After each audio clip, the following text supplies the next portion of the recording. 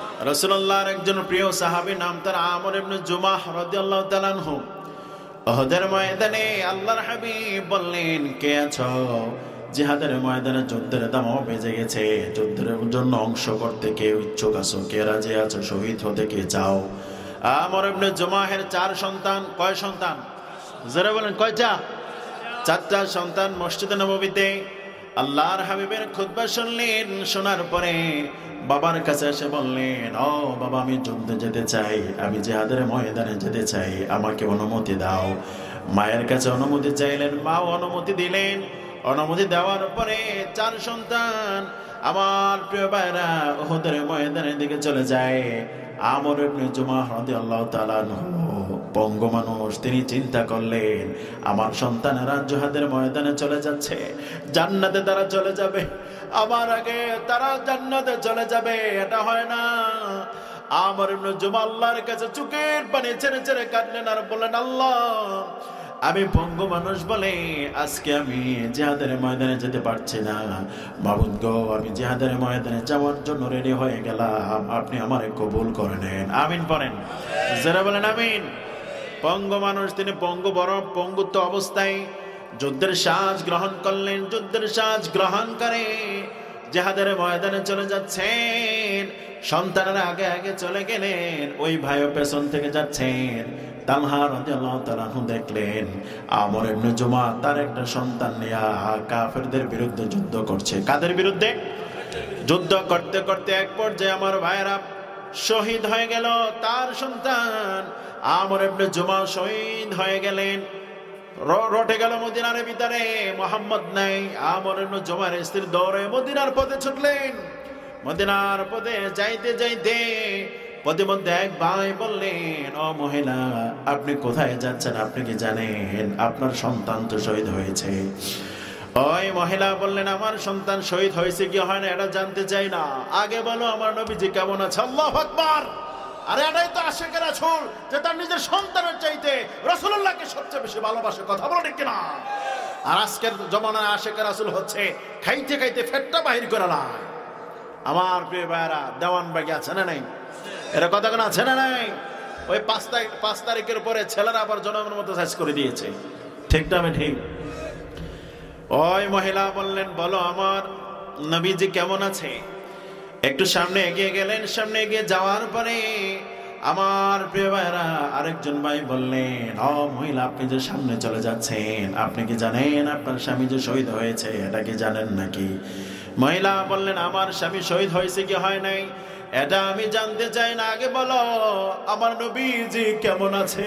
আল্লাহু আকবার। আমার ভাইরা উহুদের ময়দানে যাওয়ার পরে ওই মহিলা দেখলেন আল্লাহর হাবিব সাল্লাল্লাহু আলাইহি ওয়াসাল্লাম আহত অবস্থায় মদিনায় উহুদের প্রান্তরে বসে শুয়ে আছেন। রাসূলুল্লাহর কাছে যে বললেন, ইয়া রাসূলুল্লাহ, ইয়া হাবিবাল্লাহ, আপনাকে জীবিত অবস্থায় দেখেছি, আমার প্রাণ ভরে গেছে। আজকের জিহাদের ময়দানে আমার স্বামী শহীদ হয়েছে, আমার সন্তানেরা শহীদ হয়েছে, এতে আমার কোনো আফসোস নাই। ও নবী, সবচেয়ে বড় সান্ত্বনা হচ্ছে আপনি নবীজি বেঁচে আছেন। সুবহানাল্লাহ বলেন। রাসূলুল্লাহ বললেন, আ মহিলা, তুমি তোমার সন্তান এবং সন্তানের লাশ, স্বামীর লাশ নিয়ে বাড়িতে চলে যাও। আমার ভাইরা বাড়িতে যাওয়ার জন্য ঘোড়ার উপরে উঠলেন, কেউ বলেন ওটার উপরে উঠলেন। স্বামীর লাশ আর সন্তানের লাশ নিয়ে উঠলেন। ওঠার পরে উটটাকে সামনের দিকে যাওয়ার জন্য চাবুক মারলেন, কিন্তু ও সামনের দিকে যায় না। আল্লাহু আকবার। যেরকম আল্লাহু আকবার। কষ্ট হচ্ছে মনে আপনাদের? ছেড়ে দেই, চলবে আর আধা ঘন্টা ইনশাল্লাহ পড়েন। ওই মহিলা বললেন, ও নবী, আমার স্বামীর লাশ, সন্তানের লাশ দিয়ে আমি ওটের মধ্যে উঠে যখন চাবুক মারি, ওর তো আর সামনে যায় না। ইয়া রাসূলুল্লাহ, ইয়া হাবিবাল্লাহ, আমি তো এটা বুঝলাম না।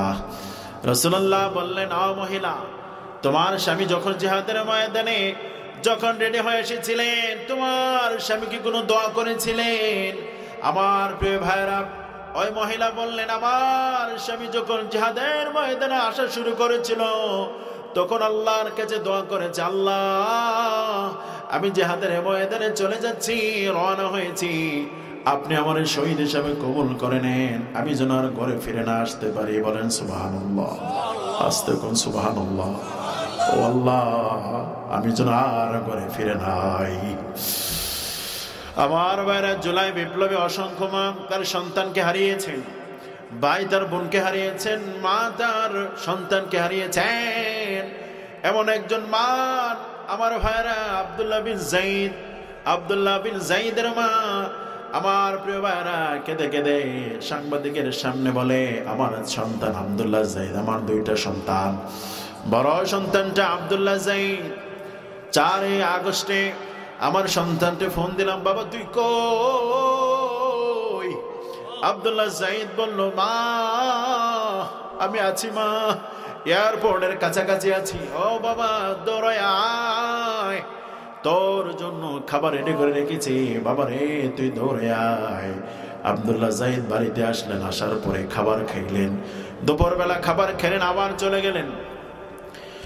বিকাল 4টার সময় আবার ফোন দিলেন, বাবা তুই কই? ও মা টেনশন করো না, আমি এখনো আছি, এয়ারপোর্টের কাছাকাছি আছি, ওই জায়গায় আমি আছি, মা তুমি টেনশন করো না। একটু পরে সন্ধ্যা 7টার সময় আব্দুল্লাহ জাইদের ফোন থেকে তার মায়ের কাছে ফোন দেওয়া হলো, আপনার আব্দুল্লাহ জাইদ আহত হয়েছে, হসপিটালে আছে, আপনি তাকে দেখে যান। আব্দুল্লাহ জাইদের মা চলে গেলেন, তার মাত্র 2টা সন্তান। আমার ভাইরা, বড়টার নাম আব্দুল্লাহ জাইদ, আরেকটা নাম জানা যায় নাই, তবে ওই ছেলেটা ক্যান্সার রোগে আক্রান্ত, ছোটটা ক্যান্সার আক্রান্ত, আর বড়টা আব্দুল্লাহ জাইদ হসপিটালের বেডে যাওয়ার পরে মা দেখে তার সন্তান দুনিয়া থেকে বিদায় গ্রহণ করেছে। ইন্না লিল্লাহি ওয়া ইন্না ইলাইহি রাজিউন।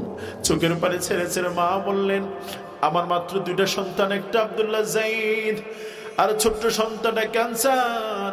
ছোট্ট সন্তানটা কেঁদে কেঁদে মায়ের কাছে বলে, মা ওগো মা, আমার বড় ভাই আব্দুল্লাহ জাইদ ছিল, আজকে সে মারা গেল, সে চলে গেল। ও মা, আমি তোমার ছোট সন্তান, আমি তো বেঁচে থেকেও কোনো লাভ নাই, আমার যেহেতু ক্যান্সার, হতে পারে কখন যে আমি মরে যায় এটা তো আমি জানি না। বোঝা গেল তোমার 2 সন্তান শেষ হয়ে গেল, কখন তোমার কি হবে? ও মা তোমার কি হবে? আমার ভাইরা, এমন অনেক মা আছে সন্তান হারায়া পাগলের মতো কান্দে। কথা বলো ঠিক কিনা? কথা বলো ঠিক কিনা? সেই জুলাই বিপ্লবকে নষ্ট করে দেওয়ার জন্য আমার প্রিয় ভাইরা, এখনো যারা মুনাফিকি আচরণ করছে, ফ্যাসিস্টের মতো যারা কথাবার্তা বলছে, আল্লাহর কাছে জবাব দেওয়া লাগবে। কথা বলো ঠিক কিনা? শোনো মুসলমানেরা, আবু সাঈদ মুগ্ধ শেষ হয়নি যুদ্ধ। এদেশকে নিয়ে যদি আবার কেউ চক্রান্ত করে, লাল সবুজের পতাকা নিয়ে যদি আবার কেউ চক্রান্ত করে, আবু সাঈদের মুগ্ধের উত্তরসূরিরা আবু সাঈদের মতো বুক টান করে গুলির সামনে বসে যাবে, গুলির সামনে দাঁড়িয়ে যাবে, তারপরে এদেশের 1 ইঞ্চি মাটি দাদা বাবুদের হাতে তুলে দেওয়া হবে না। কথা বলো ঠিক কিনা?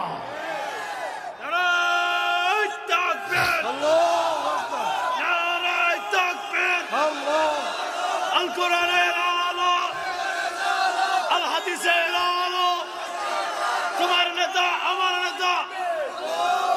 সেই আবু সাঈদের মতো কি বুক টান করতে রাজি আছেন? রাজি আছেন? আবু সাঈদ যখন আমার ভাইরা বুক টান করে দাঁড়িয়ে গেলেন, আবু সাঈদের পেছনে ছিল বাংলাদেশ, সামনে ছিল স্বৈরাচার। আবু সাঈদ জানতেন, আমি যদি সরে যাই আমার দেশ রক্তাক্ত হয়ে যাবে, আমার দেশের মানুষ রক্তাক্ত হয়ে যাবে, ছিন্ন বিচ্ছিন্ন হয়ে যাবে দেশের স্বাধীনতা। আবু সাঈদ জীবন দিয়ে প্রমাণ করে গেলেন, প্রয়োজনে জীবন দেব, এদেশ প্রেম থেকে 1 চুল পরিমাণ নড়ে যাওয়া যাবে না। কথা বলেন কিনা? প্রিয় ভাইরা, আবু সাঈদ মুগ্ধ, শেষ হয়নি যুদ্ধ। কথা কোন ঠিক না? এই জন্য বলার উদ্দেশ্য হলো, মুমিনেরা যুদ্ধ করবে কার পথে? আর জোরে বলেন, আমাদের কোরআনের পাখি আল্লামা শহীদ দেলোয়ার হোসেন সাঈদী রহমতুল্লাহ আলাইহি, তার তো কোনো অপরাধ ছিল না। যে ব্যক্তিরা 50টা বছর কোরআনের কথা বলেছেন, একটাই অপরাধ, তিনি কোরআনের পাখি। এরা কথা কেন কি? একটাই অপরাধ, তিনি কিসের পাখি? তিনি কোরআনের কথা বলে 50টা বছর তিনার হাতে শত শত হিন্দু মুসলমান হয়েছে, খ্রিস্টানরা মুসলমান হয়েছে, এটাই তো তার অপরাধ। দাদা বাবুদের কারণে দাদা বাবুর উস্কায়া আমাদের কোরআনের পাখিটাকে দুনিয়া থেকে নিশ্চিহ্ন করে দিয়েছে। কথা বলো ঠিক কিনা? কাশিমপুর কারাগার থেকে আমাদের কোরআনের পাখিটাকে যখন বাহির করা হলো, প্রিজন বেনে যখন ওঠানো হলো, ওই সময়ের ভিতরে আমার ভাইরা জালালরা বলেন, আমরা দেখেছি কাশিমপুর কারাগারের হুজুরের বিছানাটা গুছিয়ে ফেলা হয়েছে। এর দ্বারা প্রমাণিত হয়েছে হুজুরকে আর কাশিমপুর কারাগারে আনতে দিবে না, শেষ করে দিবে কোরআনের পাখিটাকে। আমার ভাইরা, কোরআনের বুলবুলি সর্বশেষ প্রিজন ব্যান্ড থেকে বারডেম হসপিটালের কাছাকাছি যখন তিনি গাড়ি থেকে নামলেন, এত সুন্দর জান্নাতি একটা হাসি দিয়েছেন। এই হাসি প্রমাণ করে আমাদের কোরআনের পাখি অসুস্থ ছিলেন না। কথা বলো ঠিক কিনা? আমাদের কোরআনের পাখি যদি অসুস্থ হতেন, এত সুন্দর হাসি আসে না। তিনাকে যখন হসপিটালে নেওয়া হলো, তিনার সন্তানেরা তিনার সাথে দেখা করার জন্য চেষ্টা করেছে, কিন্তু তিনারা তার সাথে দেখা করতে দেয় নাই। কথা বলো ঠিক কিনা? আমার ভাইরা, কোরআনের পাখিরা দুইটা কলিজার টুকরা সন্তান, শামীম সাঈদী ভাই, মাসুদ সাঈদী ভাই, তিনারা বলেন সারা রাত ধরে আমরা ডাক্তারদের পায়ে পর্যন্ত ধরার বাকি আছে, এমন ভাবে রিকোয়েস্ট করেছি আমার আব্বার সাথে একটু দেখা করতে দেন, কিন্তু তিনারা দেখা করতে দেয় নাই। এর দ্বারা প্রমাণিত হলো পরিকল্পিতভাবে আমাদের কোরআনের পাখিটাকে দুনিয়া থেকে বিদায় করে দিয়েছে। কথা বলো ঠিক কিনা? কেউ যেটা জানে না সেটা জানেন কে? কেউ যারা দেখে না সেটা দেখেন কে? যে ডাক্তার ইনজেকশন পুশ করে আমাদের কোরআনের পাখিটাকে শেষ করে দিয়েছে, আল্লাহর কসম করে বলি ওই ডাক্তারের বিরুদ্ধে তার হাত হাসরের ময়দানে সাক্ষী দিবে। কথা বলো ঠিক কিনা? আল-ইয়াওমা নাখতিমু আলা আফওয়াহিহিম ওয়া তুকাল্লিমুনা আইদিহিম ওয়া তাশহাদু আরজুলুহুম বিমা কানু ইয়াকসিবুন। হাসরের ময়দানে আল্লাহ জবানটারে বন্ধ করে দিবে। আমার আল্লাহ বলবেন, তখন আমার ভাইয়েরা প্রত্যেকটা মানুষের হাত আল্লাহর সাথে কথা বলবে। এরা কথা কয় না যে ডাক্তার নামের কুলাঙ্গা, ডাক্তার নামের কুলাঙ্গা, তার জন্মের দোষ হইতে পারে, ঠিক না ঠিক? কেমন করে পারলি কোরআনের পাখির শরীরের মধ্যে ইনজেকশন দিতে? কেমন করে পারলি রে? কলেজাটাকে কাঁপে নাই? মরার পরে দেখ, শহীদ হওয়ার পরে কত লাখ লাখ হাজারো হাজারো কোরআনের বন্ধুরা, কোরআনের পাখিরা, কোরআনের পাগলেরা কোরআনের পাখির চেহারার ভিতরে চুমু খেয়েছে। কথা বলো ঠিক কিনা? ওই কোরআনের পাখিটাকে আমার প্রিয় ভাইয়েরা শহীদ করে দিয়েছে। ওই কুলাঙ্গা ডাক্তার হাত হাসরের ময়দানে আল্লাহর সামনে কথা বলবে, আল্লাহ এই কুলাঙ্গা তোমার কোরআনের পাখিটাকে শেষ করেছে, বিচার করবেন কে?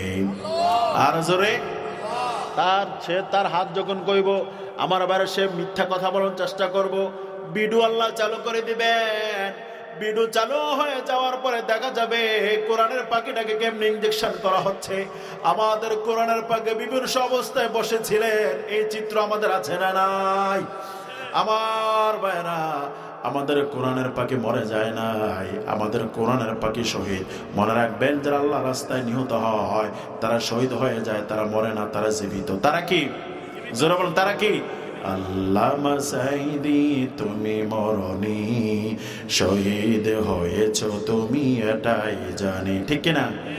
আল্লামা সাঈদী তুমি মরনি, শহীদ হয়েছ তুমি এটাই জানি। কারাগারে কাটালে 13টি বছর, বাতিল কেঁপেছে তোমায় দেখে থর থর। কারাগারে কাটালে 13টি বছর, বাতিল কেঁপেছে তোমায় দেখে থর থর। তুমি যে ছিলে মুদ্র নয়ন মনি, শহীদ হয়েছ তুমি এটাই জানি, ঠিক না? দেখা তো হবে না আর এই জীবনে, দেখা হবে জান্নাতে ফুল বাগানে। এই আশা কবুল করো আল্লাহ তুমি, কবুল করে শহীদ হয়েছ তুমি এটাই জানি। কথা বলো ঠিক কিনা? কোরআনের পাখিকে শহীদ করে দেওয়া দেওয়া হয়েছে। আল্লাহর কসম করে বলছি, তোমরা জালেমেরা, ফ্যাসিস্টরা, আমাদের একটা কোনা পাখিকে তোমরা নিশ্চিহ্ন করে দিয়েছো, শহীদ করে দিয়েছো। তাকিয়ে দেখো জমিনের ভিতরে, আল্লাহর জমিনে আল্লাহর দিন কায়েম করার জন্য লাখো লাখো হাজারো হাজারো কোরআনের পাখির বন্ধুরা দাঁড়িয়ে আছে। এই জমিনে যতক্ষণ পর্যন্ত আল্লাহর রাজ কায়েম না হয়, ততক্ষণ পর্যন্ত তারা স্তব্ধ হবে না। সাইদের রক্তের প্রতিশোধ নিয়ে ছাড়বে। নারায়ে তাকবীর, আল্লাহু আকবার, নারায়ে তাকবীর, আল্লাহু আকবার। আল কোরআনের আলো ঘরে ঘরে জ্বালো, আল হাদিসের আলো ঘরে ঘরে জ্বালো, নারায়ে তাকবীর। আমরা আমাদের কোরআনের পাখির বদলা নিতে চাই, রক্তের বদলা নিতে চাই। কোরআনের পাখি রক্তের বদলা খুন করে নয়, কোরআনের পাখি রক্তের বদলাটা আমরা নিতে চাই। আমাদের কোরআনের পাখি যে আশা লালন করতেন, আমাদের কোরআনের পাখি আশা লালন করতেন ৫৬,০০০ বর্গ মাইলের বাংলাদেশে কোরআনের রাজ যেন কায়েম হয়ে যায়। আমরা সকলে সিদ্ধান্ত নেব, এই জমিনে আমরা কোরআনের রাজ কায়েম করতে চাই। রাজি আছেন তো ইনশাআল্লাহ? আগামী দিনে এদেশটা হবে কোরআনের দেশ, এদেশ হবে আলেম ওলামার দেশ, এদেশ হবে ইসলামের দেশ, এদেশ হবে টুপিওয়ালাদের দেশ। সংসদ ভবনে কোরআনের রাজ কায়েম হবে ইনশাআল্লাহ।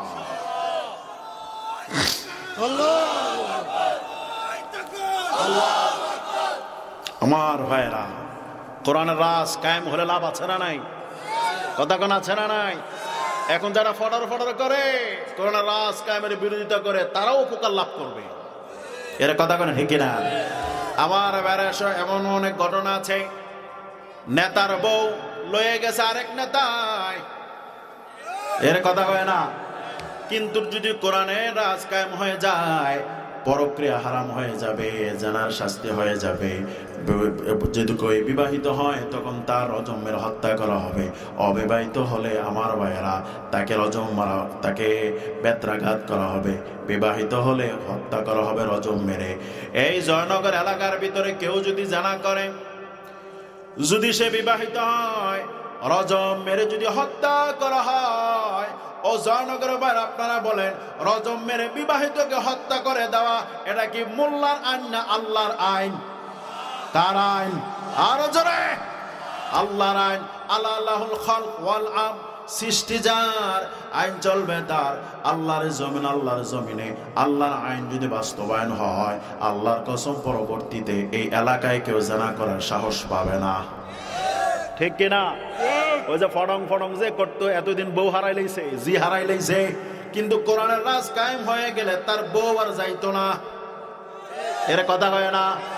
আমার ভাইরা, যারা এখন কোরআনের আইনের বিরোধিতা করে, এক সময় তারাই বুঝবে আমরা কোরআনের আইনের বিরোধিতা করেছিলাম, অথচ কোরআনের আইন হওয়ার কারণে আজকে আমরা মায়ের কোলে শিশু যেরকম নিরাপদ, কোরআনের আইনে যদি দেশটা চলে, এদেশের জনগণ নিরাপদ। ঠিক কিনা? এদেশটা যদি কোরআন দিয়ে চলে, সিন্ডিকেট বন্ধ হবে, জানা বন্ধ হবে, ছিনতাই বন্ধ হবে, গরু চুরি বন্ধ হইব। এর কথা কয় না? মসজিদের মেশিন, আরে বাবুরে বাবু। আমার বাইরে দেশটা যদি কোরআনের আইন দিয়ে চলে, গরিবের গরু চুরি কইরা গরিবরা কেউ খাওয়ানোর মতো সাহস করতো না। এর কথা কয় না? আমার ভাইরা, কেউ যদি চুরি করে, আমার আল্লাহর কথা, ওয়াসারিকু ওয়াসারিকাতু ফাকতাউ আইদিয়াহুমা, চোর এবং সুন্নির 2 হাত কেটে দাও। কেউ যদি চুরি করে, আল্লাহর আইনে যদি তার 2 হাত কেটে দেওয়া হয়, আল্লাহর কসম হেতে চুরি করতে সাহস পাইব না। পাইব কমনে, তার তো আতে নাই। এর কথা কয় না? ওয়াজানিয়াতু ওয়াজানি ফাজলিদু কুল্লা ওয়াহিদ মিনহুমা মিয়াতা জালদা। আমার ভাইরা, আমার আল্লাহ বলেছেন, ওয়াজানিয়াতু ওয়াজানি, ব্যভিচারী নারী এবং পুরুষ। প্রথম নারীর কথা কেন কইছে? তার একমাত্র কারণ হলো জানা ব্যভিচার শুরু হয় নারীদের কাছ থেকে। কথা বলো ঠিক কিনা? রে ভাই, এদেশটা যদি কোরআন দিয়া চলে, আল্লাহর আইন দিয়া যদি চলে, পর্দা যদি বাধ্যতামূলক হয়, হিন্দু ভাইদের, হিন্দু মা বোনদের ব্যাপারে কোনো বাধ্যবাধকতা নাই, মুসলমানরা যদি পর্দা করে, আমার ভাইরা কেউ জানা করতে পারবে না। কথা বলো ঠিক কিনা? এই জন্য অনুরোধ করব, কোরআনের পক্ষে থাকতে রাজি আছেন তো? কোরআনের পক্ষে থাকতে গিয়ে যদি আমার জীবন চলে যায়, কোরআনের পক্ষে থাকতে গিয়ে যদি আমাকে ফাঁসির কাষ্টে ঝুলতে হয়, হাসতে হাসতে ফাঁসির রশি গলায় বেঁধে নেব, তারপরেও বাতিলের সামনে মাথা নত করব না। কারণটা হলো, আমার এই জমিনের, আমার এই জীবনের মালিক আল্লাহ, মরণের মালিক আল্লাহ, নামাজের মালিক আল্লাহ, কোরবানির মালিক কে? সবাই বলেন। এই জন্য আমার ভাইরা, আমার আল্লাহ বলেন, ও গোলাম, ولا تقولوا لمن يقتل في سبيل الله أموات بل أحياء ولكن لا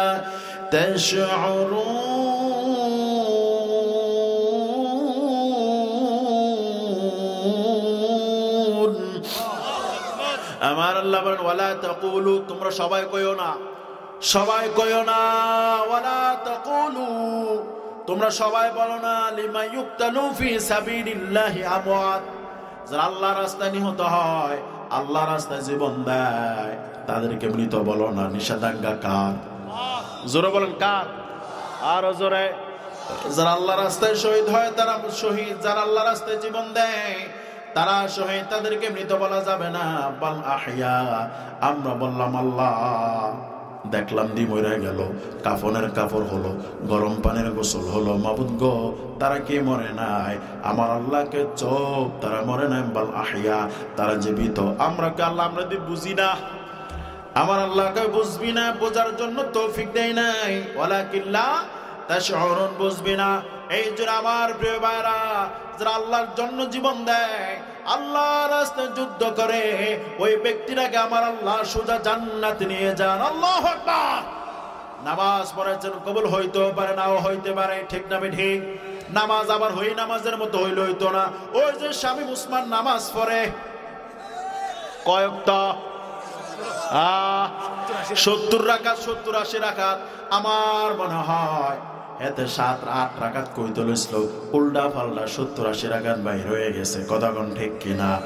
একদিন দেখি আমার ভাইয়েরা চেয়ারের মধ্যে বইয়া উদ্দে মাথাটা ডুলায়, মাথাটা একতে হেতে মাথা ডুলা, আরেকতে হাত গনে। কয়বার ডুলালো? একবার, আরেকবার। যতবার মাথা ডোলা ততবার রাকাত গনে। আমি বলি, চেহারে বৈশা এভাবে তো নামাজ হয় নাই। নামাজের সাথে গাদ্দারি, যারা নামাজের সাথে গাদ্দারি করে তাদেরকে আল্লাহ নিশ্চিহ্ন করে দেন। কত লম্বা লম্বা কথা কইছিল, খেলা হবে, খেলা হবে, খেলা হবে, কত খেলা হবে বলেছে। আমার আল্লাহ এমন ধরা ধরেছে, ইন্না বাতশা রাব্বিকা লাশাদীদ, আমার আল্লাহর দ্বারা সবচেয়ে বড় দ্বারা, কঠিন দ্বারা, এমন দ্বারা আল্লাহ ধরেছে। আমার ভাইয়েরা, সশস্ত্র বাহিনী দিয়া, পুলিশ দিয়া, র্যাব দিয়া, আর্মি দিয়া, বিজিবি দিয়া, সব দিয়া, অস্ত্র শস্ত্র দিয়া, গুন্ডা দিয়া পর্যন্ত ছাত্র জনতাকে দমানোর চেষ্টা করেছে। এদিক দিয়ে অস্ত্র শস্ত্র, সামরিক শক্তি, সব শক্তি, আর এদিক দিয়ে সাধারণ জনগণ, সাধারণ ছাত্র, হাতে শুধু ওই মুসাল লাঠি। সুবহানাল্লাহ ভাই, সাথে কি? সাথে কি? শুধু লাঠি। বাচ্চা ছেলেদের হাতে শুধু লাঠি, আর ওদের হাতে অস্ত্রের কোনো অভাব নাই। আমার প্রিয় ভাইরা, ফুলাপান সে মুসাল্লাঠি দিয়া এমন দৌড়ান দৌড়ান দিছে, যেমন ফেরাউন পালাইছে রে ভাই। মুসাল্লাঠির বয়ে মুসা যখন লাঠিটা মারলেন, আমার আল্লাহ বলে, মুসা তুমি লাঠিটা মারো, অজগর সাপ হয়ে যাবে। আল্লাহ ও মুসা বলেন, আল্লাহ এনাদা আমার ভয় লাগে। আল্লাহকে ধর, তারে ধর, ঘাটটা ধর, ঘাটটা ধরলে পরে এটা সাপ থাকবে না, আগের মতো লাঠি হয়ে যাবে, ভয় পাইস না। যুবকেরা, আবু সাঈদ মুমদের রক্তের বদলা নিতে যাইয়া 9 দফা থেকে 1 দফাইয়া যখন আমার ভাইরা ইমানের বলিয়ান হয়ে যখন আমার ভাইরা তারা যখন সিদ্ধান্ত নিলেন ভাগ্য বদলাতে হবে, আমার আল্লাহ সাহায্য করলেন।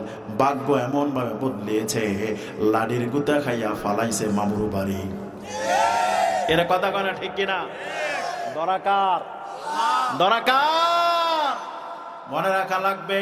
ও যুবকেরা, ও তরুণেরা, গলাটা একটু ভাঙ্গা, তারপর আর অল্প সময় কথা বলবো। মনে রাখা লাগবে, এই যে জুলাই বিপ্লব, এটা সাধারণ ছাত্রদের কৃতিত্ব নয়, এটা আমার স্বয়ং আল্লাহর দয়া। আল্লাহু আকবার। আমার আল্লাহ ধরে, আমার আল্লাহ ছাড় দেয়, কিন্তু ছেড়ে দেয় না জালেমেরা। বিগত দিনে কোরআনের পাখি সহ আল্লাহওয়ালা সহ টুপিওয়ালাদেরকে আমার এতভাবে নির্যাতন করেছে, জেল দিয়েছে, জুলুম দিয়েছে, ফাঁসি দিয়েছে। আমার আল্লাহ কতকে ঢিল দিলাম, একটু সামনে যাবি, এরপর এমন ধরে ধরবো, নিশ্চিন্ন থাকবে না, পালাবি, 30 জন পালাবি। এমন পালাইছে, হুজুরও পালাইছে। ঠিক কিনা? ওই যে মুফতি কি নাম, রুহুল আমিন, কি নাম, আর কথা কনে কি নাম? আমার ভাইরা, না তো বড় বিরল ঘটনা। ক্ষমতা পালা বদল হওয়ার পরে প্রধানমন্ত্রীও যায়, 300 জন এমপিও পালায়। এর কথা হয় না? বাড়ি ঘরগুলো শেষ। আমি কথাটা বলার উদ্দেশ্য হলো, তারা কি কাজটা করছে, যে কাজের প্রতিফল ফলা হয়, ঘরের বাড়ি জ্বালাই দিছে। বোঝা গেল যা করছে সব নিজেদের জন্য করছে, জনগণের জন্য কিছু করে নাই। ঠিক কিনা আমার ভাইরা? এই জন্য এমন পালাইছে। এই যে দেখেন, মুফতি রুহুল আমিন বাইতুল মুকাররমের খুদে ভেদে ফালাইলো কেন? এটা আমার মনের ভিতরে অনেক বড় প্রশ্ন। হুজুর ফালায় কেন? আচ্ছা বলেন, আপনাদের এলাকার ভিতরে অনেক ইমাম সাহেব আছে, অনেক আলেম ওলামা আছে। আমার ভাইরা, সে তো কখনো পালাই যায় না, হেতে পালাইছে কেন? মুফতি রুহুল আমিন জানে, আমি তো ওই যে আফারে মা কইছিলাম। এর কথা কয় না? কমে জননে কিন্তু রুহুল আমিনে দিছিল। এই জন্য হেতে জানে, আমার মা যেভাবে চলে গেছে, তিনার তো মামুর বাড়ি আছে, চলে গেছে, আমার উপায় কি?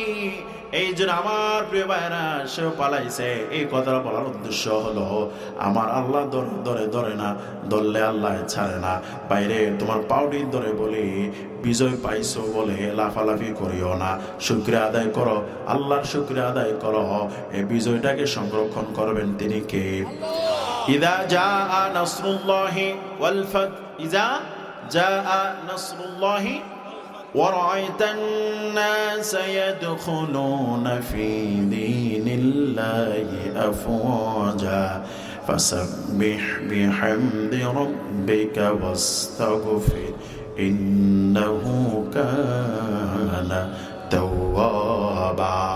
বিজয় আসার পরে আমার ভাইরা, যখন বিজয় আসে, আমার আল্লাহ বলেন, ও নবী, যখন আল্লাহর পক্ষ থেকে বিজয় এবং সাহায্য আসবে, তখন আপনি দেখবেন দলে দলে মানুষের ইসলামের পতাকা তলে ঢোকে।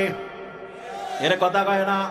5 আগস্টের পরে আমার ভাইরা, যারা উল্টা পাল্টা কথা বলতো, এখন আমি জামাত। এর কথা কয় না? আমার ভাইরা, সে বলতেই থাকুক, যাচাই বাছাই করে নিজের কাছে নেওয়া লাগবে। কথা বলো ঠিক কিনা? এই ক্ষেত্রে অহংকার করব না, আমরা জিকির করব কার? ফাসাব্বিহ বিহামদি রাব্বিকা ওয়াস্তাগফির। আমরা জিকির করি, আমরা নামাজ পড়ি।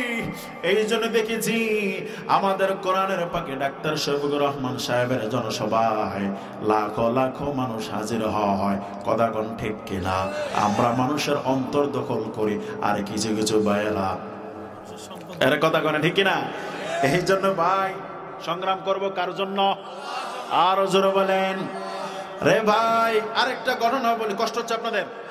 আর 5 মিনিট, হ্যাঁ 5 মিনিট, আরো আমার ভাইরা শোনেন। সাতক্ষীরার জমিনে ওই আল্লাযিনা ইউকাতিলুনা ফি সাবিলিল্লাহ আয়াত থেকে বলছি, যারা মুমিন তারা আল্লাহর জমিনে আল্লাহর দিন কায়েমের জন্য যুদ্ধ করে। আর যারা কাফের, মনে রাখবেন, তারা তাগুতের পক্ষে যুদ্ধ করে। আমার ভাইরা, বাংলাদেশ অলরেডি শুরু হয়েছে। কেউ আল্লাহর দ্বীনের পক্ষে কথা বলে, আবার কেউ আছে উল্টা পাল্টা আল্লাহর দ্বীনের বিরুদ্ধে কথা বলে। আল্লাহর ঘোষণা আইডেন্টিফাই, যারা আল্লাহর পক্ষে, দ্বীনের পক্ষে, একামত দ্বীনের পক্ষে কথা বলবে, তারা হচ্ছে মুমিন। আর এর বিরোধী যারা, তারা হচ্ছে সুস্পষ্ট মুনাফিক। কথা বলো ঠিক কিনা? সাতক্ষীরার একটা ভাই, আমার ভাইয়েরা, বিগত দিনে বাড়িতে থাকতে পারে নাই, ইন্ডিয়াতে যাইয়া ওই ভাই রিক্সা চালাইতো। মা মাঝে মাঝে ফোন দিত, বাবা তুই কই? ওরে বাপ, খাইছস নি, ঘুমাইছস নি? আহা, দেখি না রে বাবা, কতদিন যাবত তোর চেহারাটা দেখি না, একদিন কি বাড়িতে আসবি? ওই ভাই বললেন, অগমা আমি যদি যাই, বাড়িতে যাই, আমাকে নিশ্চিহ্ন করে দিবে, আমাকে শেষ করে দিবে গো মা। ও মা, এখন কি বাড়িতে না গেলে হয় না? মার করে যা তো মানে না। মা কয়, বাবা কতদিন যাবত তোরে দেখি না, একটা কাজ কর, রাত 3টা বাজাইবি, ফজর আজান দেওয়ার আগে তোরে উঠাই আমি দিয়ে দেব, চলে যাইবি। আমার ভাইরা, ওই সে কোরআনের কর্মী, কোরআনের সিপাহ সালার, ইসলামী আন্দোলনের সিপাহ সালার, যখন বাড়িতে আসলেন সাতক্ষীরার জমিনে, মায়ের কাছে আসলেন রাত 12টায়। মা যখন বুকের ভিতরে নিলেন, সন্তানটাকে জড়িয়ে ধরলেন, মার কলেজা ঠান্ডা হয়ে গেল। একটু পরে আমার প্রিয় ভাইরা টের পাইলেন ঘরের চতুর্দিক র‍্যাব, আমার ভাইরা চতুর্দিকে র‍্যাব ঘিরে ফেলেছে। সন্তানটাকে, মাগো আমি বুঝি আর বাঁচব না, মা আমি বুঝি শেষ হয়ে যাব। মা খাবার খাইতেছিলেন, খাবারটা খাইতে পারেন নাই, র্যাবেরা তাকে তুলে নিয়ে গেলেন। তুলে নিয়ে যাওয়ার পরে একদিন কোনো খোঁজ নাই, 2 দিন খোঁজ নাই। আমার ভাইরা, এরপরের দিন দেখা যায় ওই গ্রামের একটা জমির মধ্যে ওই ছেলেটার চোখ উপড়ানো, তার লাশ দেখা যায়। মানুষেরা কান্নাকাটি শুরু করে দিলেন, মায়ের কাছে চলে আসলেন। আসার পরে বলে, গো মা,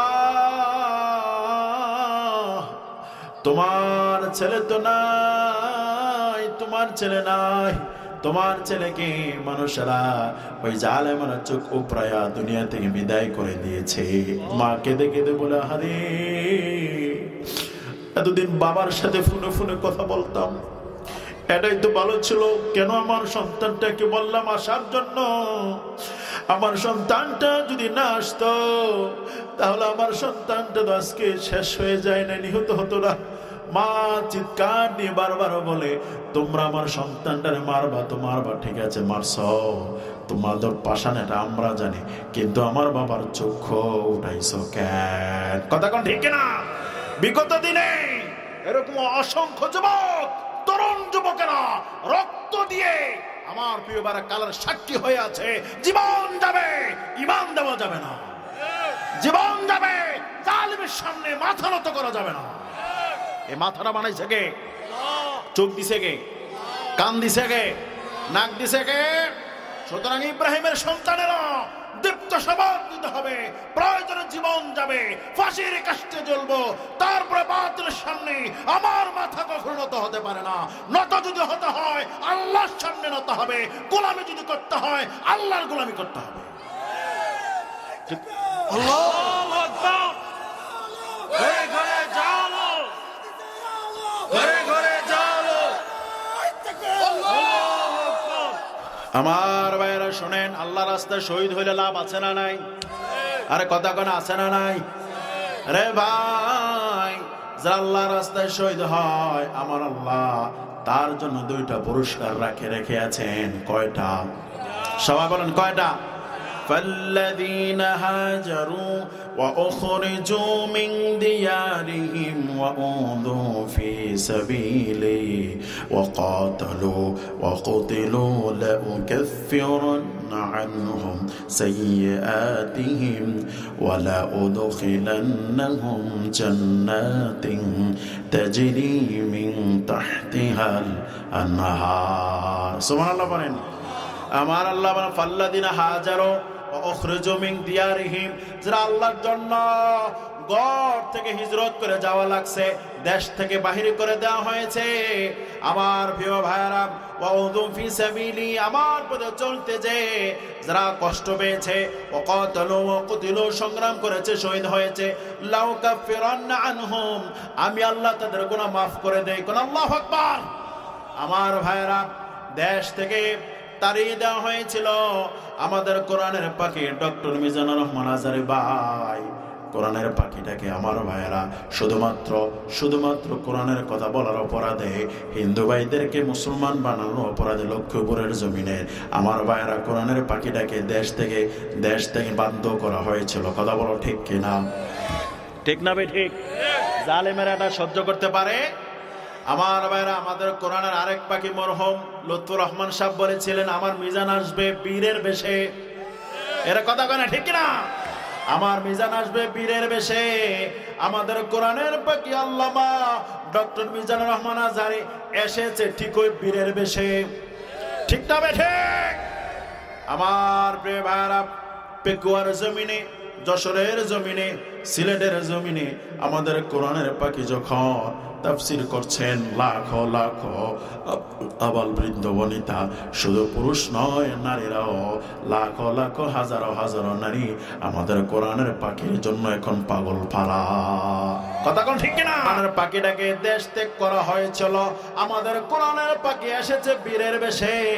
আর কোরআনের পাখি ডক্টর মিজানুর রহমান আজহারীকে যারা দেশ থেকে বাধ্য করেছিল, তারা দেশ থেকে পালাইছে সুরের বেশে। এর কথা কোন ঠিক কিনা? সুরের মতো ফালাইছে। আমাদের কোরআনের পাখি আল্লামা দেলোয়ার হোসেন সাঈদী সাহেব রহমতুল্লাহ আলাইহি বলেছিলেন, আমাকে যদি শহীদ করে দেওয়া হয়, আমার রক্ত তাদেরকে এমন ভাবে পুরো ছারখার করে দিবে। ঠিক কিনা? বাস্তবায়ন হয়েছে কি হয়েছে না? কবুল হয়েছে কি হয়েছে না? টের পাইছেননি? আমার ভাই, আমাদের কোরআনের পাখি বলেছিলেন, আমাকে যদি শহীদ করে দেওয়া হয়, আমার রক্ত তাদেরকে পুরো ছারখার করে দিবে। আমার প্রিয় ভাইরা, 14 আগস্টে আমাদের কোরআনের পাখিটাকে তারা শহীদ করেছে। আগামী বছর 14 আগস্ট আসা লাগে নাই, 5 আগস্টে সবাই আমার ভাইরা, আমার আল্লাহ কোরআনের পাখি রক্তের বদলা নিয়ে ফেলেছে। ঠিক কিনা? এই যে আমার আল্লাহ ধরে না, ধরলে আল্লাহ। বলছিলাম, আল্লাহর জন্য যারা শহীদ হয়, আমার আল্লাহ বলেন, ফাল্লাযিনা হাজারু, যারা হিজরত করে শুধু কোরআনের করা অপরাধে, ওয়া উখরিজু মিন দিয়ারিহিম, তাকে ঘর থেকে বাহির করে দেওয়া হয়, ওয়া উযু ফি সাবিলি, আমার রাস্তায় যারা একটু কষ্ট পায়। মিছিল করলেন, মিছিলের মধ্যে লিল্লাহে তাকবীর, নারে তাকবীর বলে স্লোগান দিলেন। একটু পরে কাফের বেঈমানদের চালাচামুন্ডারা, দোসরেরা এসে আপনাকে আহত করলো, পিটিয়ে হত্যা করে দিল, আহত করলো। আমার ভাইয়েরা, তারা তো আপনাকে আহত করে নাই, রক্তাক্ত করে নাই, বরঞ্চ এর বিনিময়ে আল্লাহ আপনার সমুদয় গুনাহগুলো মাফ করে দেয়। সুবহানাল্লাহ পড়েন। ওয়াকাতালু ওয়াকতুলু, যারা যুদ্ধ করে এবং মরে, লাউ কাফিরান্না আনহুম, আমি আল্লাহ তাদের গুনাহ মাফ করে দেই, সাইয়্যাতিহিম, তাদের গুনাহসমূহ, ওয়া উদখিলান্নাহুম জান্নাতিন তাজরি মিন তাহতিহাল আনহার, আমি আল্লাহ অবশ্যই তাদেরকে প্রবেশ করাবো এমন জান্নাতে, যে জান্নাতের তলদেশ দিয়ে নহর প্রবাহিত। সুবহানাল্লাহ বলেন। আমার ভাইরা, আল্লাহর জন্য যারা শহীদ হয়, তাদের জন্য আমার আল্লাহ জান্নাতে বাড়ি রেডি করে রেখেছেন। ফিলিস্তিনের জমিনে আমার ভাইরা, বোনেরা, ছোট্ট বাচ্চারা কত কষ্ট পায়। এমনও মা আছে তার সন্তানদেরকে হারাইয়া পাগল পারা। 3টা সন্তান, একটা সন্তানও নাই। একটা মা তার সন্তানদের পায়ের মধ্যে নাম লিখে রাখলেন, মনে মনে ভাবলেন, ইহুদিরা যদি বোমা আঘাত করে, আমার সন্তানের চেহারা যদি মুছে যায়, চেহারা যদি নষ্ট হয়ে যায়, আমার সন্তানদের পা দেখে দেখে চিনতে পারবো এরাই ছিল আমার সন্তান। সুবহানাল্লাহ। 3টা সন্তান শহীদ হয়ে গেল। মা চলে গেলেন হসপিটালে। ওই জায়গায় যে প্রথম সন্তানটাকে কাফনের কাপড় খুলতে দেখলেন, এটা বড় সন্তান। একটু পরে যাওয়ার পরে আর একটা কফিন খুললেন, দেখা যায় এটাও তার মেজ সন্তান। একটু পরে যাওয়ার পর লাশটা ছোট, 5-6 মাসের সন্তান। আহা, লাশটা চেহারাটা খুললেন। আমার ভাইরা, চেহারা খোলার পরে মার কলিজা মানে না, এটাই তো আমার দুধের সন্তান। আমার ভাইরা, যে মায়েরা সন্তানদের লাশের সামনে আল্লাহর কাছে বলে, আল্লাহ গো, তুমি আমার সন্তানদেরকে শহীদ হিসাবে তুমি কবুল করো। সন্তানদেরকে বলো, বাবারা তোমরা আল্লাহর কাছে চলে গিয়েছো, শহীদ হয়ে গিয়েছো, আলহামদুলিল্লাহ। আমি হাশরের ময়দানে বলতে পারবো আমি শহীদের মা। আল্লাহু আকবার। তাদের কোনো আফসোস নাই। আর আমরা বাইতুল মালের কথা কইলে কত আফসোস। এর কথা কোন ঠিক কিনা? যদি বলে বাবা আয় আসেন আসেন কোরআনের পক্ষে একটা মিছিল হবে, কয় হুজুর আমার সমস্যা আছে, ঠিক না বেটি? আমার ভাইরা মনে রাখবেন, আল্লাহর জন্য আল্লাহর পথে চলতে যায় কষ্ট পায়, শহীদ হয়, আমার আল্লাহ তাদের জন্য বাড়ি রেডি করে রাখেন জান্নাতে। ফিলিস্তিনিদের বাড়িগুলো ধ্বংস করে দেয় ইহুদির বাচ্চারা। তারা তো বোঝে না প্রত্যেকটা ফিলিস্তিনের জন্য এক একটা জান্নাতে বাড়ি বানাচ্ছেন তিনি কে? বুঝতেছেন? লাভ না লস? ব্যবসাটা লাভ না লস? হাল আদুল্লুকুম আলা তিজারাতিন তুনজিকুম মিন আযাবিন আলীম তুমিনুনা বিল্লাহি ওয়া রাসূলিহি ওয়া তুজাহিদুনা ফি সাবিলিল্লাহি বিআমওয়ালিকুম ওয়া আনফুসিকুম যালিকুম খায়রুল লাকুম ইন কুনতুম তা'লামুন। রে ভাই একটু কষ্ট হচ্ছে, তারপরও বলি শোনো, আমার আল্লাহ বলেন আমি কি তোমাদেরকে এমন একটা ব্যবসার কথা বলবো না যে ব্যবসা করলে জাহান্নাম থেকে মুক্তি পেয়ে যাবা? সুবহানাল্লাহ পড়েন। কোথা থেকে মুক্তি পেয়ে যাবা? জাহান্নাম থেকে। ভাইরা আপনারা বলেন আমরা কি জাহান্নাম থেকে মুক্তি পেতে চাই কি চাই না? জাহান্নামের কঠিন আযাব থেকে মুক্তি পেতে চাই। তাহলে পরে আমার আল্লাহ বলেন, ও গোলাম, যে ব্যবসার কথা আমি তোমাদেরকে বললাম এই ব্যবসার পুঁজি মাত্র দুইটা, জান এবং মাল। জান এবং মাল এবং জান, জান এবং মাল। রে গোলাম, মাল এবং জান দিয়া আমার রাস্তায় যদি সংগ্রাম করো, আমার পরিমাণ আনো, জান মাল দিয়ে যদি সংগ্রাম করো, আমি আল্লাহ তোমার কাছে আমার জান্নাতটা দিয়ে দেব, জাহান্নামটা আমি হারাম করে দেব। সুবহানাল্লাহ পড়েন। এই জন্য আমার ভাইরা ফিলিস্তিনের মুসলমানদের বাড়ি ঘরগুলোকে রে ভাই তারা ভেঙে চুরমার করে দিচ্ছে, আর আমার আল্লাহ তাদের জন্য জান্নাত থেকে একটা বাড়ি বানাচ্ছেন। ব্যবসাটা লাভ না লস? লাভ না লস? আর আমেরিকার কুত্তারা আমার ভাইয়েরা মুসলমানদেরকে মারার জন্য বিলিয়ন বিলিয়ন ডলার শেষ করেছে, আর আমার আল্লাহ একটা আগুন দিয়া এমন ভাবে জ্বালাইয়া দিছে এটা আর নিবে না। দরাকার ওই আল্লাহ কে আছে? ওই আল্লাহ কে আছে? ওয়ালা তাহিনু ওয়ালা তাহজানু ওয়া আনতুমুল আলাউনা ইন কুনতুম মুমিনিন। টেনশন করো না, দুশ্চিন্তা করো না আমার ভাইরা, তোমরাই বিজয় হবে যদি তোমরা মুমিন হও। কথা বলো ঠিক কিনা? আমার প্রিয় ভাইরা, আল্লাহর জমিন আল্লাহর দিন কায়েম করতে যে যাদের নিজের তাজা রক্তটাকে জীবনটাকে বিলিয়ে দিলেন, সবচেয়ে প্রিয় জিনিস জীবন। সন্তানের মায়া কার নাই? সবারই তো সন্তানের মায়া আছে না নাই? এরা কথা আছে না নাই? সন্তানের মায়া আছে, স্ত্রীর মায়া আছে, এরপরে যারা সন্তানের মায়ার চাইতে আল্লাহকে ভালোবাসে, স্ত্রী মায়ার চাইতে আল্লাহকে বেশি ভালোবাসে, নবীকে ভালোবাসে, জীবন দেয়, আমার আল্লাহ তাদের জন্য জান্নাতে রেডি করে রেখেছেন। এই জন্য আমার প্রিয় ভাইরা মনে রাখবেন, যারা আল্লাহর রাস্তায় শহীদ হয় তারা আমাদের মতো সাধারণ মানুষ নয়, তারা আল্লাহর ঘর জান্নাতের মেহমান। সুবহানাল্লাহ পড়েন। আস্তে কোন সুবহানাল্লাহ। আমার ভাইরা মনে রাখবেন, মনে মনে ভাবতে পারেন হুজুর কাফের বেঈমানেরা মুনাফিকরা যখন মারে, শহীদ যারা হয় তারা মনে হয় খুব কষ্ট পায়। না রে ভাই, তারা কষ্ট পায় না।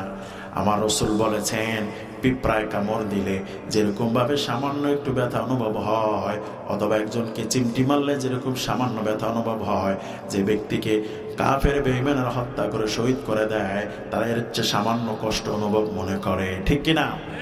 চট্টগ্রাম গেলাম একটা মাহফিল তাফসীর প্রোগ্রামে, একটা কোরআনের সিবাহা চালার যুবক, একটা টকবগে যুবক আমাকে দাওয়াত দিলেন। 14 নভেম্বর গত বছর চট্টগ্রাম বাঁশখালীতে প্রোগ্রাম করতে গেলাম। চট্টগ্রামে সে আমাকে রিসিভ করলো, তার বাসায় নিয়ে গেল, রান্না করা খাবার খাওয়ালো। আমি বলি ভাই তুমি যে ইসলামী আন্দোলন করো, কোনো স্মরণীয় কোনো ঘটনা আছে কিনা? ওই ভাই বললেন হুজুর আমি যখন দিনের কথা বলি, মানুষের মাঝে কোরআনের কথা বলে, দিনের দাওয়াত দেই, আমাকে অত্যাচার জুলুম নির্যাতন করার জন্য ওই তৎকালীন সময়ে পুলিশ বাহিনী আমাকে গ্রেফতার করে নিয়ে যায়। আমি মনে মনে ভাবি এই তো আমার সময় শেষ, এই তো আমার সময় শেষ, আমি বুঝি এখন এই দুনিয়া থেকে বিদায় গ্রহণ করব। আমার ভাইরা, ওই ভাই বললেন হুজুর আমাকে রিমান্ডে নিয়ে যাওয়া হলো। রিমান্ডে নিয়ে যাওয়ার পরে একজন পুলিশ বললেন এই মুহূর্তে তোর সর্বোচ্চ সাজা দেব। এই ভাই বললেন আমি আর কি বলবো, কিছু তো করার নাই, উল্টা পাল্টা কইলো তো তাদের কাছে বিপদ। ওই ভাই আল্লাহর উপর ভরসা করছেন। কার উপর? আরে কথা কোন কার উপর? ওমাইয়া তাওয়াক্কাল আলাল্লাহি ফাহুয়া হাসবুহু, কেউ যদি আল্লাহর উপর ভরসা করে আল্লাহ তার জন্য যথেষ্ট হয়ে যায়। ওই ভাই বললেন আমি যখন আল্লাহর উপর ভরসা করলাম, ওই কাফের ওই মুনাফিকেরা, মুনাফিক পুলিশেরা, আবু জাহেলের উত্তরসূরিরা আমার চোখের মধ্যে মরিচের গুঁড়া ঠেলে দিল পানি দিয়া। মরিচের গুঁড়া একেবারে ঘর কালো করে করে ঘন করে করে আমার চোখের মধ্যে ছেড়ে দিল। ওই ভাইয়ের মুখ থেকে কথাটা শোনা আল্লাহর কসম। আমি বলি ভাই তোমার চোখের মধ্যে মরিচের গুঁড়া এভাবে ঠেলে দিল, তোমার কি কষ্ট লাগে নাই?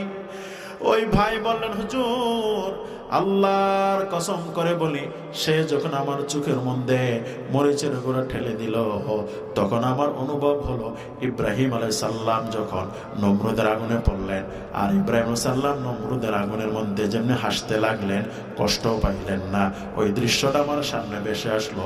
তারা আমার চোখের মধ্যে মরিচের গুঁড়া দিয়েছে ঠিকই, কিন্তু আমার জ্বালা পোড়া করা করবে থাক দূরের কথা, আমার দেখি শুধু ভালোই লাগে, আরাম লাগে। আল্লাহু আকবার, আল্লাহু আকবার। আমার ভাইরা মনে রাখবেন, যারা আল্লাহর জন্য লড়ে যায়, আল্লাহর জন্য মরে যায়, আল্লাহর জমিন আল্লাহর দিন কায়েমের জন্য প্রাণান্তকর প্রচেষ্টা চালায়, রে ভাই মানুষের চেষ্টা যেখানে শেষ, আমার আল্লাহর সাহায্য সেখান থেকে শুরু। সুবহানাল্লাহ কোন? মানুষের চেষ্টা যেখানে শেষ, আল্লাহর সাহায্য সেখান থেকে। সুবহানাল্লাহ বলতে ইচ্ছে করে না? আমার ভাইরা, শুধুমাত্র যারা শহীদ হয় তারাই আল্লাহর কাছে বলবে আল্লাহ আমাকে আবার দুনিয়া পাঠাও, আমাকে আবার দুনিয়া পাঠাও, ও মাবুদ আমি আবার দুনিয়ায় যেতে চাই।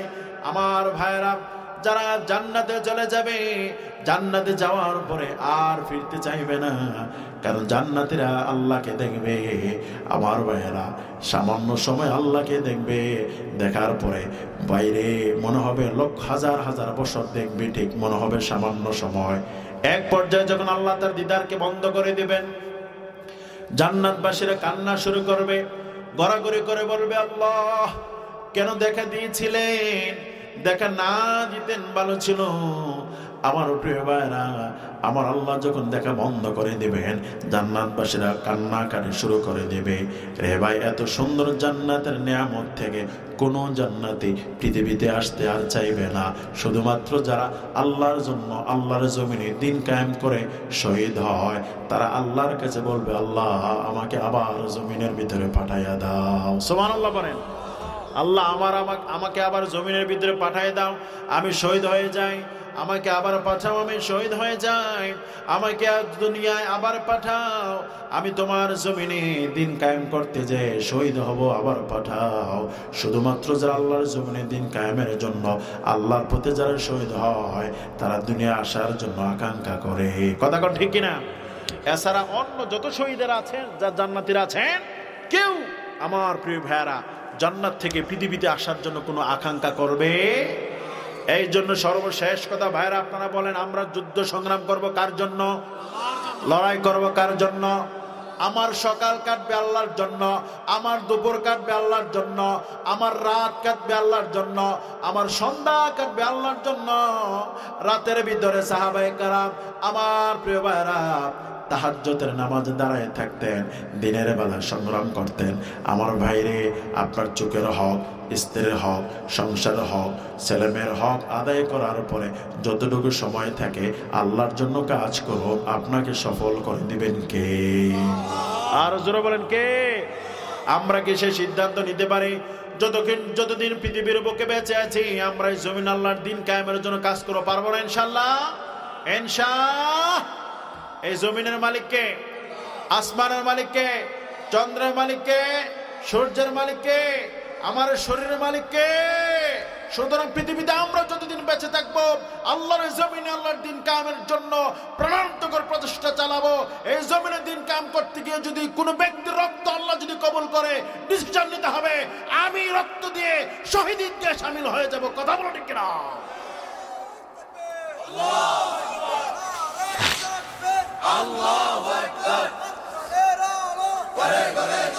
আমার ভাইয়ের সর্বশেষ কথা হলো, রে ভাই আপনি শহীদ হতে পারেন না পারেন, মনের ভিতরে শহীদ হওয়ার তামান্না নেন। একটা নেক নিয়ত করলে একটা নেক সওয়াব হয়ে যায়। সুবহানাল্লাহ কোন? আপনার অন্তরে যদি দিন কায়েমের জন্য শহীদ হওয়ার জন্য তামান্না না থাকে, আপনি মুনাফিক। ঠিক না ঠিক? রাসূলুল্লাহ বলেছেন, মান মাতা ওয়ালাম ইয়াগজু ওয়ালাম ইউহাদ্দিস নাফসাহু আমা বিল গুদুবি মা জাআলা শুবাতান মিনান নিফাক। যে ব্যক্তি মারা গেল অথচ তার অন্তরে শহীদ হওয়ার কোনো তামান্না নাই, যুদ্ধ অংশগ্রহণ করে নাই, সেই জন্য নেফাকে মৃত্যুবরণ করলো। এই জন্য ভাই অনুরোধ করে সর্বশেষ কথাটা বলে যায়, যতদিন পৃথিবীর বুকে বেঁচে আছি অর্থ দিয়া শারীরিকভাবে পরিশ্রম করে আল্লাহর জমিনে আল্লাহর দিন কায়েমের জন্য প্রচেষ্টা চালাবো। পারবো না ইনশাল্লাহ?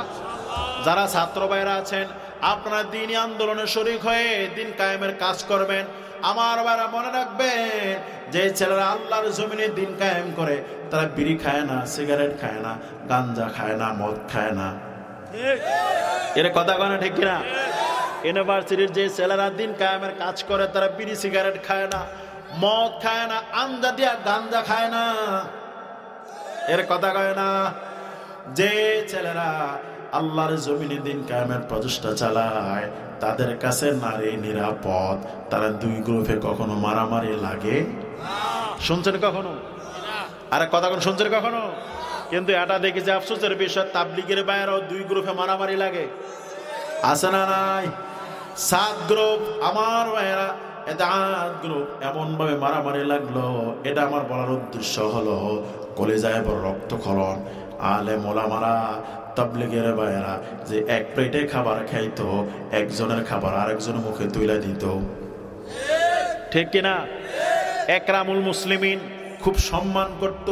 তারা কেমনে মানল? বোঝা গেল আমার ভাইরা, তারা ওয়াতাসিমু বিহাবলিল্লাহি জামিআ ওয়া লা তাফাররাকু এই আয়াতটা তারা বাস্তবায়ন করতে পারে নাই। যারাই করেছে তারা অধিকাংশ জেলখানায় ছিল। কথা বলো ঠিক কিনা? এই জন্য আমার বড় যুবক, তোমার জীবন যদি সাজাতে চাও রে ভাই, তাহলে পরে এই জমিনে দিন কায়েমের প্রচেষ্টা চালাও, তাহলে তোমার জীবন সফল করে দিবেন কে? ইনশাআল্লাহ। শেষ কথা, আল্লাহ কবুল করুক। ভাই শীত তো, ঠান্ডা, প্রচুর ঠান্ডা।